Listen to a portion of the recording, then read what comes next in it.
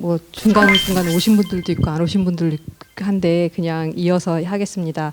부처님께서 이 세상에 오시고 어디까지 했냐면 생로병사의 고통을 모든 존재가 겪고 있다는 거를 충격적으로 보시고 그 다음에 보신 것까지 했어요. 그래서 내가 이 고통에서 모두를 이 고통에서 벗어나게 하기 위해서 내가 뭔가를 해야겠다 이런 마음을 먹으셨는데 그리고 나서 뭐죠? 출가를 하셨죠. 그래서 오늘은 출가에 대한 내용을 할 거예요. 근데 모든 존재가 삶을 받은 여러분도 마찬가지고 모든 존재가 인간뿐만 아니라 태어나고 늙고 병들고 죽는다는 사실 여러분 너무나 당연하게 받아들이고 계시죠. 제가 조금 웃길 수도 있는데 얘기를 하나 해드릴게요. 제 얘기인데 며칠 전에 겪었던 제가 치과에 갔습니다. 임플란트를 했거든요. 근데 너무 아픈 거예요. 해보셨어요, 임플란트? 안 아프시던가요? 아무도 안 아프다 그랬거든. 그래서 되게 편안하게 갔는데 너무나 아프더라고요.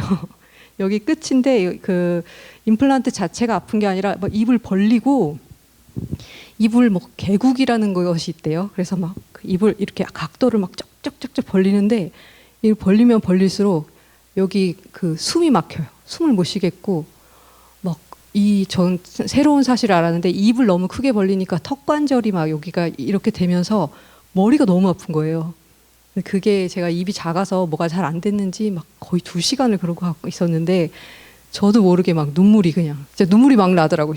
근데 그 전에 사람들이 제가 아는 스님들이나 뭐 아시는 분들이 뭐 수술 받고 너무너무 아파서 막 울었다.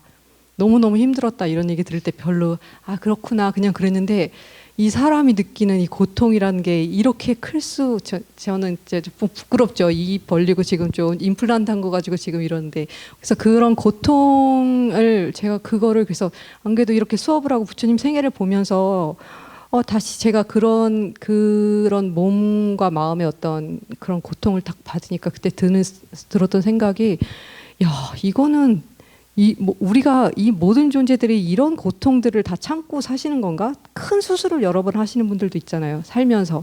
굉장히 힘드실 텐데 다들 그냥 제가 보기에는 잘 넘어가서 이렇게 다시 살고 계시는데 모두가 이런 고통들을 한 번씩 겪고 있다고 생각하니까 야, 이거는 너무 무서운 일이다. 그냥 넘어갈 일이 아니다. 근데 부처님께서는 우리는 당연히 그냥 넘어가는 일이라고 이게 참아야지.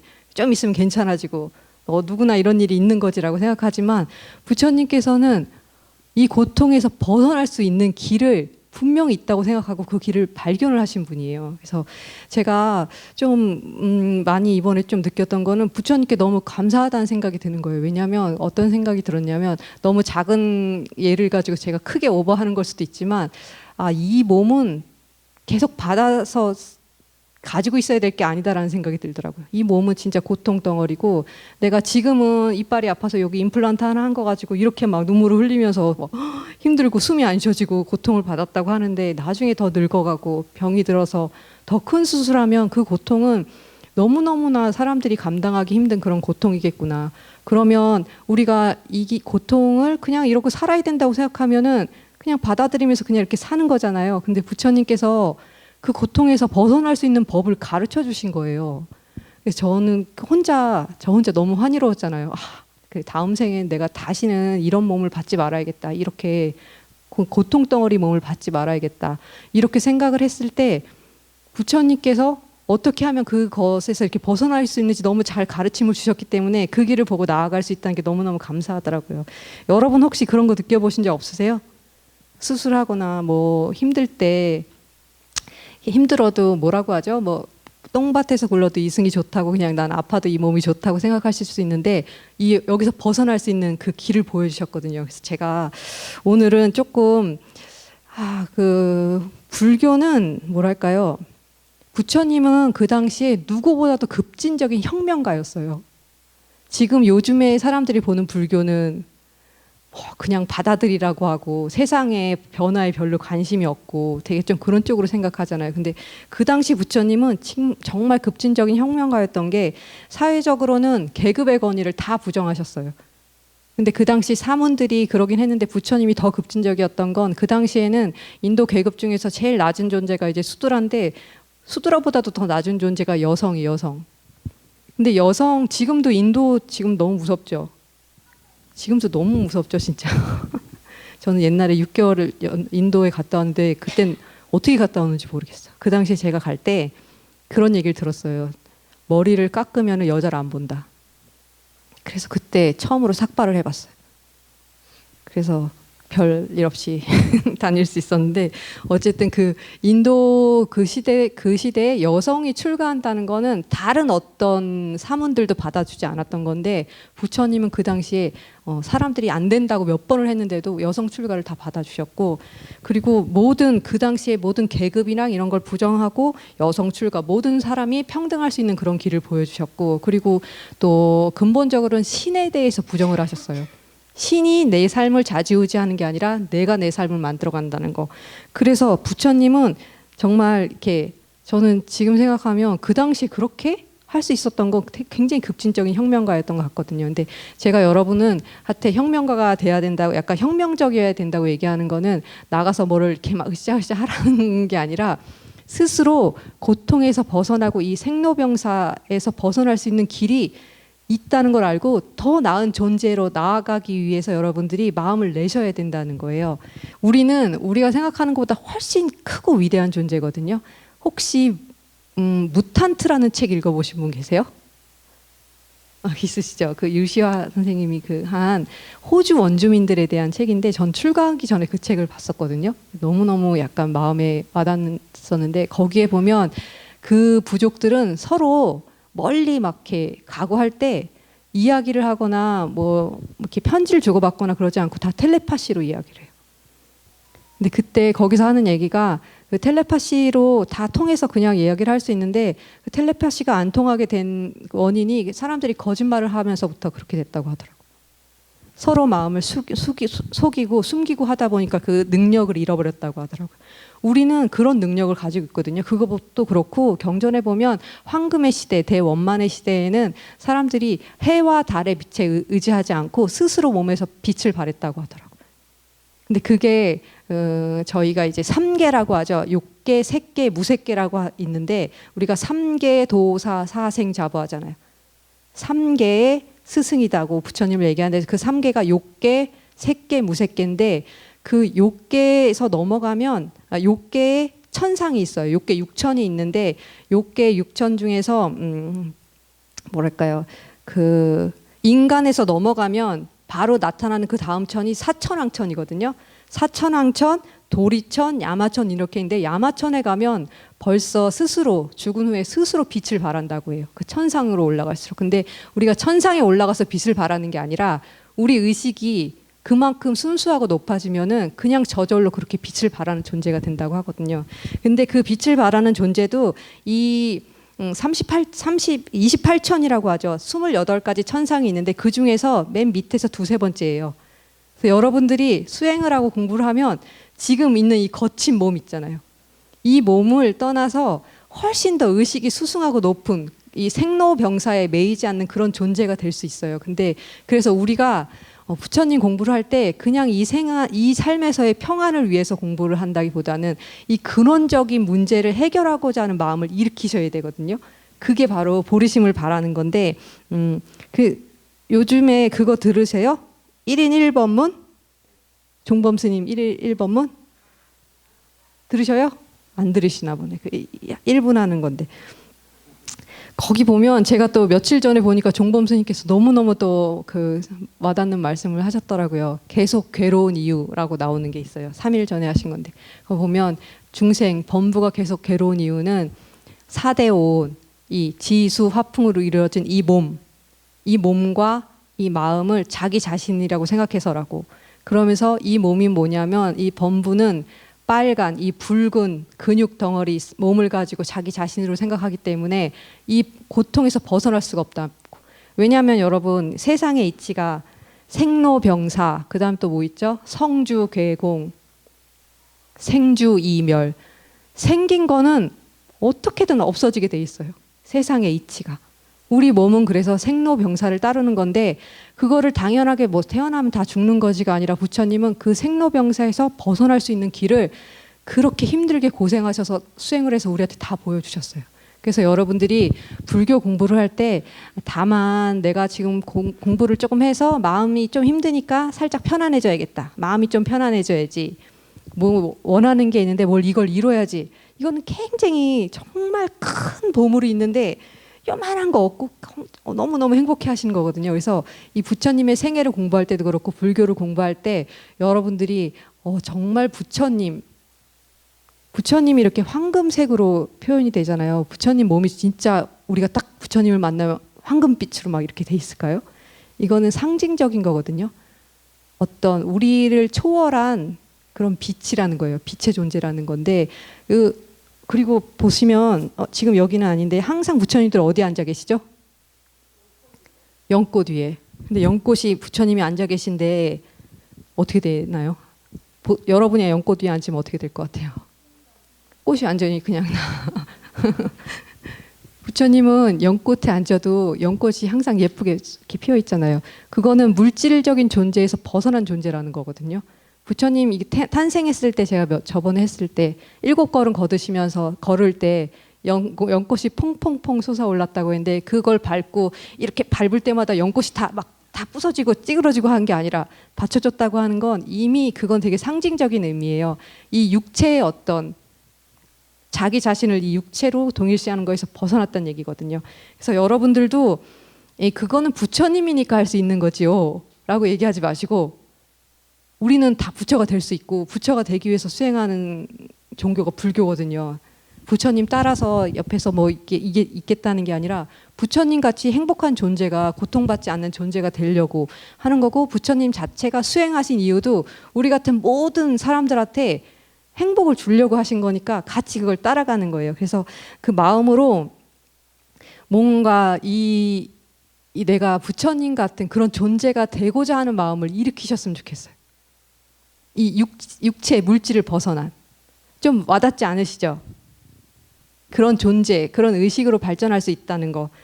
그래서 그런 마음을 좀 일으키시면 좋겠다. 다시 돌아가면 그래서 부처님께서 그런 마음으로 모든 중생들이 너무너무 막 태어나서 늙고 병들고 그리고 막 죽고 그리고 뭐 일도 잘 안 풀리고 너무너무 괴로움 속에서 항상 있으니까 그거를 내가 해결해 주기 위해서 출가를 하셨는데 여러분 출가를 위대한 포기라고 얘기해요. 그냥 포기가 아니라 위대한 포기라고 하거든요. 이 위대한이라고 붙는 건 그냥 내가 갑자기 또 그렇게 하니까 저는 포기였던 것 같아요. 잠시 그냥 이거 부끄럽지만 부처님이 얼마나 위대했는지 말씀드리기 위해서 저를 좀 이렇게 대비로 보여드려야겠네요. 저는 출가를 할 때 위대한 포기가 아니라 그냥 포기를 했어요. 사는 게 너무 힘들어가지고. 그러니까 세상에서 사는 게 저는 너무 맞지가 않더라고요. 근데 이렇게 이것저것 해보려고 애는 많이 썼는데 뭐 다 잘 되지도 않고 너무 힘들고 삶에 의욕도 없고 의미도 없고 해서 이제 그야말로 위대한 포기가 아니라 그냥 포기죠. 포기를 하는데 그때 마침 다행히 제가 아마 무슨 인연으로 전생의 인연이지 불법을 공부한 인연이겠죠. 그 스님들을 만나서 출가를 하게 됐는데 그러고 나서도 부처님께서는 지금 여러 사람들을 구제하는 도를 자기가 배우고 직접 수행해서 이르러서 보여주시기 위해서 출가를 했는데 저 같은 경우에는 일단은 세상에서 못 살게 있어서 또 좀 출가를 하고 굉장히 이기적인 마음으로 출가를 한 것 같아요. 내가 못 살겠고 내가 너무 힘들어서. 그래서 지금 떠오르는 제가 출가했던 시기를 떠올리면 떠오르는 장면이 어머니 아버지하고 언니가 같이 저를 출가하는 것으로 이렇게 데리고 그 절에 데리고 같이 기차를 타고 가는데 사진이 하나 남아 있어요. 저만 방금 너무 해맑게 웃고 있어요. 아빠 그래서 저는 그 사진이 있는지 몰랐는데 나중에 봤거든요. 근데 정말로 이기적이지 않으면 이거 너무나 위대한 출가가 아니라 그냥 내가 너무 힘들고 못 살겠으니까 출가를 한 거고 나만 혼자 너무 해맑게 그 가운데서 웃고 있는 모습이 있는데 그렇게 저는 좀 출가를 하고 뭐 모든 중생의 고통을 해결한다는 그런 마음보다는 그냥 그런 거 알고 싶었어요. 진리를. 내가 누구인지 알고 싶더라고요. 그리고 그 당시에는 조금 너무 특별한 일이 있었던 건 아니에요. 그냥 혼자 정신적으로 방황한 건데 왜 태어났는지가 너무너무 궁금하더라고요. 도대체 뭐 때문에 이 세상에 태어나서 내가 왜 여기 있는지. 여러분 알고 계신 분 계세요? 자기는 왜 태어나서 이렇게 이 세상에서 이렇게 계시는지? 인연으로. 그렇죠. 저 같은 경우에 이제 그게 너무너무 궁금하더라고요. 뭐 잘하는 것도 없고, 뭐 이렇게 뭐 할 수 있는 것도 없고, 별로 열심히 나름 노력은 해봤지만, 삶이 그래서 그런 고민을 했었는데, 그래서 그런 고민하다가 불교를 공부하면 그걸 알 수 있다고 해서 약간 전 온 거거든요. 그래서 어저께 제가 부처님 이 출가를 다시 공부를 하면서 야, 나는 위대한 포기가 아니라 그냥 포기고 정말 그 되게 이기적인 마음으로 출가를 했구나. 근데 그럼에도 불구하고 이제 불법 문중이 자비 문중이라고 얘기하는 이유는 이런 마음으로 출가를 했는데도 이 공부를 배우다 보니까 그런 마음이 생겨나게 되더라고요.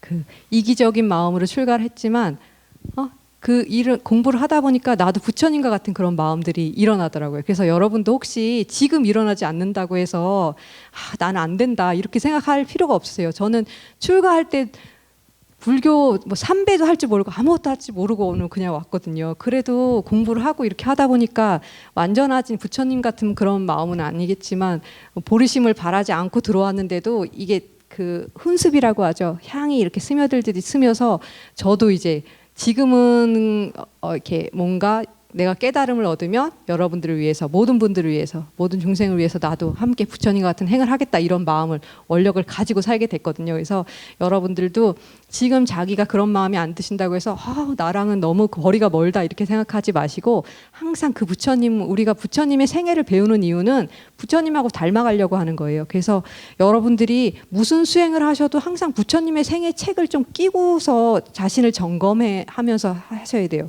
우리 불자들은 다 부처님을 닮아가려고 하는 거거든요.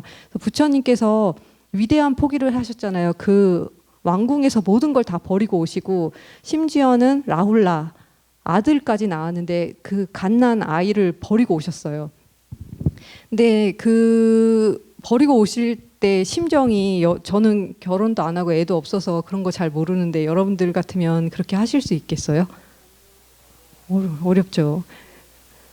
솔직히 말씀드리면 저는 잘 이해가 안 되는 감정이거든요. 그게 뭐 자식에 대해서 막 그렇게 그런 것들이 잘은 이해를 하지 못하는데 그런 마음이 굉장히 그렇게까지 하면서 출가를 했다는 거는 정말 누군가를 사랑하면 정말 누군가를 사랑할 때 그냥 근본적으로 저도 이렇게 생각을 해보면 누군가를 사랑하면 그 사람이 나중에 병들고 늙고 너무 고통스러움 속에서 죽어가는 것을 계속 이제 되풀이해야 된다는 생각을 하면 내가 그 사람의 그런 고통을 받지 않게 해주고 싶은 마음이 일어날까요? 안 일어날까요? 일어나죠. 근데 우리는 지금 어떤 게 자식을 위하는 거고 어떤 게 사람들을 위하는 건지 정확하게 잘 모르기 때문에 뭔가 잘 해주고 뭐 좋은 학교 가게 해주고 밥을 잘 먹여주고 그리고 뭐 원하는 걸 하게 해주면 그게 그 사람을 진정으로 위하는 일이라고 생각하면서 지금 굉장히 다들 헌신적으로 그 아이들이나 막 이렇게 하시는데 정말 부처님 같은 경우에는 그렇게 하면서 라울라나 그 다음에 사랑하는 그 야소다라나 같이 있어주는 게 그 가족들을 위한 거긴 하겠지만 결국엔 그 가족들도 나중에 그렇게 생로병사를 벗어날 수 없다는 거를 깨닫고 내가 이 사람들을 궁극적인 고통에서 벗어나게 하겠다는 그런 마음을 일으키신 건데 이게 좀 우리가 사실은 내기가 쉬운 마음은 아니에요. 그래서 위대한 포기라고 하거든요. 저만 해도 그러니까 여러분들도 그런 생각하실 텐데 가끔 그런 질문을 듣거든요. 불교 그 부처님 제자들이나 뭐 스님들 세상에 이렇게 세상이 힘들고 고통스러운데 뭘 이렇게 참여하지 않는다. 뭘 하는데 같이 하지 않는다. 그래서 서양에는 참여 불교라고 따로 있어요. 막 불교가 엄청 참여 이런 세상 사회적인 것들에 참여하고. 근데 전에도 제가 뭐 가끔 말씀드린 거지만 사회적으로 그런 걸 해봤죠. 출가하기 전에 해봤지만 내가 바로 서져 있고 내가 강건하고 내 마음이 아주 중심이 잡히지 않으면 사람을 도와주기가 쉽지 않아요. 근데 그렇다고 해서 내가 또 깨달기 위해서 뭔가 공부를 하기 위해서 이렇게 들어와 있으면 그 시간이 제가 뭐 깨달아야겠다 하면서 1년 있다 깨달을 수 있는 게 아니잖아요. 부처님은 6년이 걸리셨어요. 출가를 하시고. 근데 부처님도 그렇게 수승한 부처님도 6년 동안 그 여러 고생을 다 하시고 해서 6년이 걸렸는데 지금 우리는 마음을 딱 먹는다고 되는 게 아니잖아요. 근데 그 시간 동안에 가족들이 고통받는 모습들이 있죠. 가까운 사람들이. 그 모습들을 되게 대승의 마음을 내면서 감내를 해야 되는 부분들이 있어요. 그리고 혹시 그런 마음을 가지고 수행하는 사람들을 보고 뭔가 세상을 등졌다고 생각하시는 어떤 그런 편견들이 있는 것 같은데 그것들은 이제 좀 약간 오해라는 얘기를 좀 해드리고 싶어요. 그래서 스님들이나 수행자들을 세상 뭐 등지고 저기 산에서 자기 공부만 하는 사람들이라고 생각하시는 분들도 있는데 사실은 더 큰 마음을 가지고 자기가 어느 정도 완성이 돼서 사람들에게 진짜 힘이 돼주려고 그렇게 있는 거거든요. 왜냐하면 불교에서는 이번 생이 끝이 아니잖아요. 세세생생 보살도라는 건 내가 이번 생을 그 마음, 그 공부를 닦는 생으로 잡은 거죠. 그리고 다음 생부터 계속 아니면 이번 생에도 계속 그런 마음을 가지고 보리의 마음을 가지고 그렇게 해 나가는 거라는 거. 그래서 여러분들도 지금 있는 가족분들이나 친구분들이나 세상 사람들한테 잘하고 그분들을 행복하게 해주시긴 하되 궁극적으로 그 사람들이 행복할 수 있는 길이 뭔지를 꼭 사유를 해보셨으면 좋겠어요. 그러면 바로 이게 우리가 부처님과 만나게 되는 지점이거든요. 그건 자기가 공부를 해야지만 이끌어갈 수 있어요. 그래서 여러분들이 우리 불자님들이 부처님과 같은 삶을 우리가 닮아가야 돼요. 하나씩 하나씩 요렇게. 그래서 내가 살고 있는 모습이 그래서 제가 꼭 여러분들 저처럼이라고 하기엔 제가 부끄러운데 머리를 깎고 출가해서 수행하라는 게 아니거든요. 그런 마음을 일으키시라는 건데 그 출가를 할 때 출가 우리 가출 너무 웃기 재밌죠. 출가에 뒤집으면 가출이라는 거. 집 나가는 거 하고 출가하고 잠깐 사이에 달라지는데 출가는 아까 말씀드린 것처럼 4대 5, 이 몸이 나라고 생각하는 어떤 잘못된 관념으로부터의 그 집, 4대 5원의 집으로부터 나가는 거예요. 그리고 탐진치, 삼독심, 그런 욕심과 탐욕의 세계, 욕망의 세계로부터 그 집으로부터 나가는 거예요. 제가 가만히 생각하면 우리 요즘 사회에서 그 출가를 세상에서 잘 못 견뎠던 이유가 뭔가 항상 그냥 기본이 경쟁이 베이스로 깔려 있는 것 같아요. 내가 만약에 1등을 하려면 굳이 1등을 못 하더라도 1등 못 하죠. 못 하더라도 몇 등을 하려면 항상 그 밑에 누군가가 있고 내가 시험에 합격하면 떨어지는 사람이 있고 뭔가 나의 기쁨이 남에게 슬픔이 되는 구조 속에서 살아간다는 게 굉장히 좀 슬픈 것 같아요. 그리고 여러분들이 저는 제가 자주 말씀드리는데 세상 일에 좀 관심을 가지시라고 말하는 게 우리가 지금 어떤 세상에 살고 있냐면 경쟁으로 이루어진 세상에 살고 있고 또 하나는 욕망을 따라가는 세계거든요. 이 세속의 세계는. 근데 우리의 욕망을 따라가는 게 굉장히 편리를 따라가요. 다른 식으로 얘기하면 편리를 따라가는데 제가 어제 그래서 이걸 보다가 혼자 또 우리 세상이 굴러가는 어떤 구조를 보니까 1차 산업혁명 여기까지 가게 됐어요. 혼자 머리로. 1차 산업혁명, 2차 산업혁명, 3차, 4차. 우리 의식의 흐름과 굉장히 비슷해요. 1차가 뭐죠, 여러분? 농업, 임업, 어업, 먹고 사는 거. 먹고 사는 거가 옛날에는 충족이 안 됐으니까. 좀 더 근원적으로 말씀을 드려볼게요. 그 옛날에 유발 하라리가 쓰신 그 호모사피엔스라는 책을 엄청 재밌게 읽은 적이 있었는데 제일 충격적이었던 부분이 호모사피엔스는 가는 곳마다 다른 종족들을 다 파괴시킨다는 거예요. 가는 곳마다 일단 불을 딱 질러요. 왜냐하면 농업, 1차 산업, 우리 기본적인 그런 의식주를 해결하기 위해서 불을 딱 다 지르고 거기 있는 걸 모두 다 태운 다음에 그걸 그 양분으로 해서 경작을 하는 거죠. 그래서 호모사피엔스들이 가던 경로가 이렇게 쫙 있는데 가는 곳마다 모든 종들을 다 멸종시키면서 가더라고. 지금 우리 세상을 보면 아직은 좀 SF 같은 얘기지만 지구가 너무 오염되고 있으니까 다른 행성으로 가려는 움직임들이 있죠. 아직은 뭐 그렇다고 하지만 근데 그게 곧 이루어질 수도 있겠어요. 우리 뭐 그런 게 망상일 수도 있고 SF에 나오는 거라고 얘기할 수 있지만 그래도 그런 움직임들이 있잖아요. 이 지구가 힘들어지면 그냥 버리고 가는 게 너무 옛날 전부터 나왔던 호모사피엔스의 그 우리가 가지고 있는 굉장히 이기적인 그런 모습이 너무 닮아 있죠. 그게 연속성적인데, 그래서 1차 농업하고 어떤 그래서 먹을 것들이 충족이 됐어요. 1차 혁명으로. 2차가 뭐죠? 그 다음에 뭐 건설업, 그 다음에 소매업, 막 이런 소매가 아니라 이런 물건들, 제조업 이런 것들 옛날에 없던 것들에서 편리해지기 시작했죠. 그 다음에 나오는 게 3차가 뭐 정보이기도 하지만 서비스업 같은 것들. 그러니까 먹고 사는 거에서 딱히 제한되지 않는 더 다른 것들. 그리고 4차는 이제 막 정보혁명해서 AI 하고 막. 그런데 이게 지금 우리의 모두 욕망과 편의를 따라서 그 세상의 어떤 흐름이 가고 있더라고요. 그래서 여러분들이 가만히 그 내가 누리는 편안함과 이런 것들이 다른 존재에게 고통을 주고 있는지를 저는 불자들은 좀 살펴보셨으면 좋겠어요. 이게 그래서 뉴스 같은 거나 이런 걸 많이 보면은 뭐 그 쓰레기 섬 같은 거, 바다 위에 떠다니는 쓰레기 섬 같은 거 우리가 맨날 먹고 뭐 하는, 옛날에는 여기 좀 옛날 분들 많으시니까 옛날에 저희 물 먹을 때 페트병으로 물 안 먹었잖아요. 어떻게 먹었죠 그때는? 그냥 컵에다 먹고 어떻게 했었죠? 우리 플라스틱 병 없을 때는 어떻게 살았죠? 그냥 다 살았는데 뭔가 엄청 편해지긴 했죠. 막 편의점에서 물 사다가 먹고 버리고 하는 게 편해지긴 했는데, 그런 편안한 과정 속에서 그것들이 제대로 재활용되지 못하고 있기 때문에 어쨌든 큰 쓰레기 섬을 하고 있고 지구가 오염되고 있고, 내가 누리는 편의가 뭔가 거기서 끝이 아니라 누군가 이 삶의 고통의 원인이 되고 있다는 자각을 꼭 하셨으면 좋겠어요. 그리고 또 뭐가 있죠?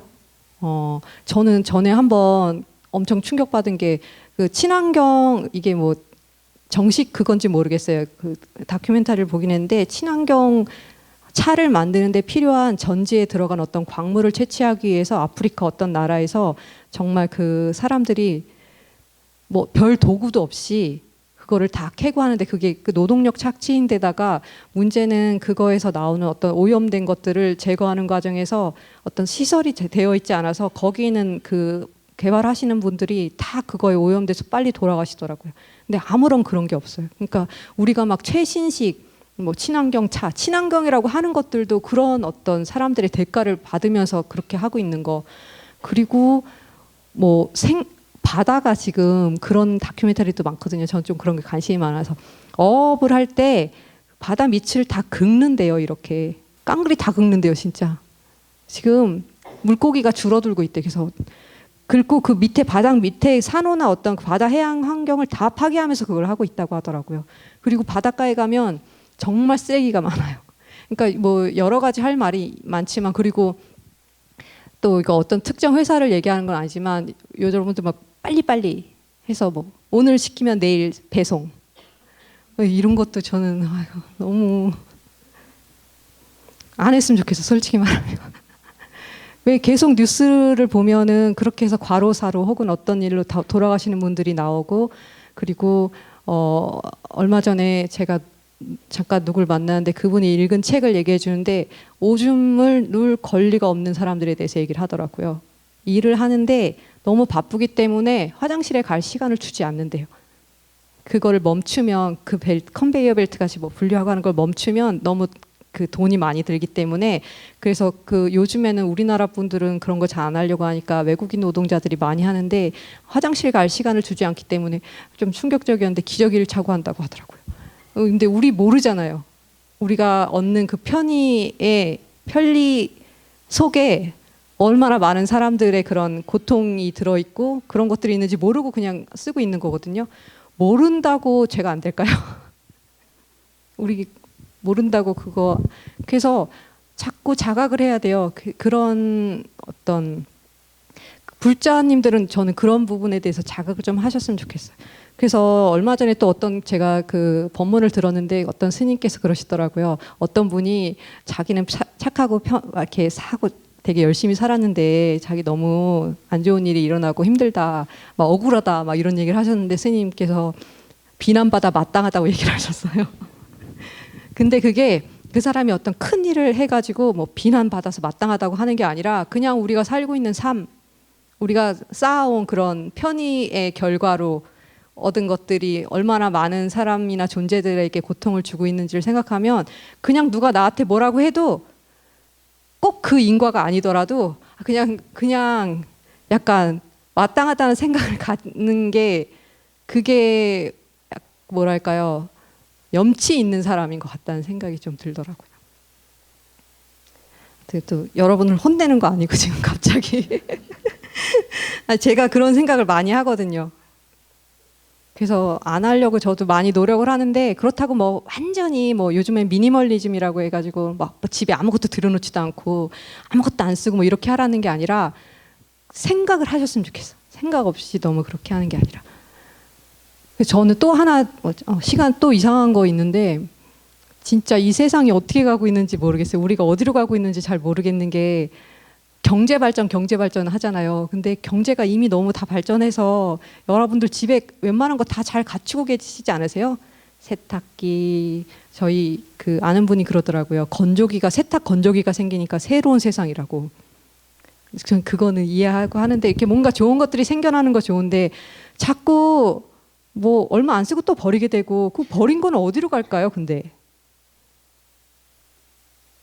지금 저만 해도 핸드폰이 몇 개째인지 모르겠는데 어떻게 해야 될지 몰라서 저거 가지고 있거든요. 저는 핸드폰을 30대 후반에 처음 했어요. 근데도 지금도 이제 몇 개가 있어요. 그리고 핸드폰은 좀 가볍고 조그마하긴 하는데, 만약에 뭐 우리가 쓰는 여러 가지로 다 쓰는 것들 그거 계속 바뀌고 더 좋은 거 나오고 그래야지 경제가 발전하고 성장하고 하는데, 그러면 그 나머지 쓰던 것들은 다 어디로 가는 거죠? 재활용이 되기도 하고 안 되기도 하고. 얼마 전에 또 어떤 거 본 거 중에는, 제가 그런 것만 보고 있는 건 아니에요, 여러분. 관심이 있다 보니까 그 알고리즘으로 가끔씩 뜨고 이래서 보는데, 우리가 열심히 분리수거한 비닐 이런 것들이 다 팔죠. 저기 개발도상국에서 석탄 연료처럼 그걸 팔아요. 그래서 그거를 거기서 다 태워서 쓰더라고요. 우리는 재활용되는 줄 알고 했던 것들이 거기서 환경 오염을 불러일으키면서 너무 재밌다기보다는 희한하죠. 우리가 상식적으로 이해가 안 되잖아요. 공기가 어느 나라에 막혀 있는 게 아닌데 한국 공기, 일본 공기, 중국 공기, 유럽 공기가 막혀 있는 게 아니라 세상 위에, 지구 위에가 뻥 뚫려가지고 다 통하는데, 우리나라에서 안 하고 저기서 하면 좀 나을 거라고 생각하는, 이런, 진짜 이게 뭐죠? 탐진치의 어리석음이고. 그 일본에서 오염수, 그것도 바다가 다 연결돼 있는데 참 눈앞에 어떤 본인, 자기 자신, 우리 집단의 이익만을 생각하면서 사는 게 이 세속적인 삶인 것 같거든요. 근데 그런 거에서로부터 벗어나는 게 출가라는 말씀을 드리려고 이렇게 또 길게 이야기를 한 것 같아요. 근데 이런 모든 것들을 불러오는 가장 중심이 뭔지 아세요? 이런 모든 문제를 불러오는 가장 중심, 자기예요. 자기. 나. 일단 내가 편해야 되고 내가 행복해야 되고, 나라는 너무 큰 진짜 장벽에 막혀서 우리가 보이지가 않아. 뭐 세상에 어떤 일이 일어나는지, 나로 인해서 무슨 일이 일어나는지. 그래서 부처님께서 나로부터, 이 나, 사대온, 이 몸과 마음이 나라는 그런 거로부터 벗어나야지만 사실은 행복해질 수 있다고 말씀하신 거거든요. 그래서 여러분들이 우리가 출가라고 할 때는 그 나, 사대원의 나라는 어떤 그런 것으로부터 벗어나는 게 진정한 출가일 수 있어요. 그리고 나의 행복만을 위한 게 아니라 모두의 행복을 위해서 살겠다는 그런 마음을 가지는 게 출가라고 말할 수 있을 것 같습니다. 네, 그래서 제가 한 가지만 더 말씀을 드릴게요. 우리 부처님의 생애 많이 아시잖아요. 많이 아셔서, 그래서 출가하셔가지고 엄청나게 고행을 하셨죠. 고행을 6년 동안 하시다가 이렇게 해서는 안 되겠다 해서 중도, 아시죠? 쾌락 그 출가 전에 쾌락을 느끼셨고, 쾌락에 쫓았던 삶과 출가 후에 고행을 했던 삶, 둘 다 이 극단적인 거는 공부에 도움이 되지 않는다고 해서 중도를 이렇게 외치시면서 우유죽도 받아 드시고 목욕도 하고, 그리고 일상초에 딱 부드럽게 앉으셔서 이제 공부를 하시고, 이제 깨달음을 얻으시는데 그 깨달음을 얻으시는 과정에서 제가 요거 한 가지만 더 말씀드리고 끝낼게요. 저는 가장 깨달음을 얻으시는 과정 중에서 좀 마음이 너무 제가 잘못 알고 있었다고 생각한 부분이 뭐냐면 마군이 마장이라고 하죠. 막 깨달음을 얻으시려고 하니까 마왕의 세계가 다 흔들렸대요. 근데 그 마왕의 세계가 흔들렸을 때 마왕이 막 온갖 무서운 걸 다 보냈다고 하잖아요. 그리고 예쁜 딸 3명 보내가지고 막 부처님을 유혹하고 했다고 하는데 그때 부처님께서 그 마군이라고 하거든요. 마군을 항복받으실 때 냈던 마음이 뭐 물러가라 막 이런 게 아니에요. 나쁜 것들 물러가라 막 이런 마음이 아니라 큰 자비의 마음을 일으키셨다고 해요. 그래서 제가 요거를 한번 읽어드려 볼게요. 그 마군들이 막 그 부처님한테 오는데 그때 고타마는 조금도 놀라거나 두려워하지 않고 미동도 하지 않은 채 선정에 들어 중생의 고통을 생각하며 십바라미를 관했다. 오랫동안 수행해온 보시, 지계, 인욕, 정진, 선정, 지혜, 방편, 원력, 지 등의 10가지 수행 덕목, 그러니까 십바라밀만이 나의 힘 있는 군대이며 몸을 지키는 보배검이며 견고한 방패일이니 내 이 힘으로 마군을 분쇄하리라. 여기서 부처님이 마군을 분쇄할 때 막 이렇게 한다는 게 아니에요. 여기서 가장 중요한 건 제가 볼 때는 뭐를 중생의 고통을 생각하면이에요. 이 대자대비의 마음을 낸다는 거 혹시 그 관음경 법화경의 관세음보살 법문품에 보면 자안시 중생이라는 말이 있어요.